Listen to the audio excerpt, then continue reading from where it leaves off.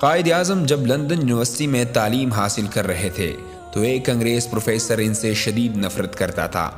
ایک دن professor dining room میں lunch کر رہا تھا تو جنابی اپنے ٹرے لے کر اسی ٹیبل پر بیٹھ گئے۔ پروفیسر کو اچھا نہ لگا اور اس نے جناب کو کہا کہ آپ کو نہیں پتا کہ ایک پرندہ اور سور ایک ساتھ نہیں کھا سکتے۔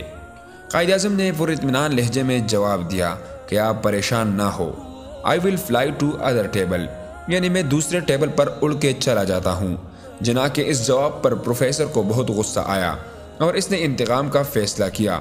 اگلے ہی دن پروفیسر نے جناب سے سوال کیا کہ اگر تم کو راستے میں دو بیگ ملے اور ایک میں دولت ہو اور دوسرے میں دانائی ہو تو تم کس کو اٹھاؤ گے؟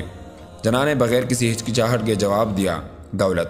جناب کے اس جواب پر پروفیسر نے طنزیہ کہا کہ میں تمہاری جگہ ہوتا تو دانائی والا بیگ اٹھاتا۔ جناب نے جواب دیا، ہر انسان وہی چیز اٹھاتا ہے اس کے پاس نہ ہو۔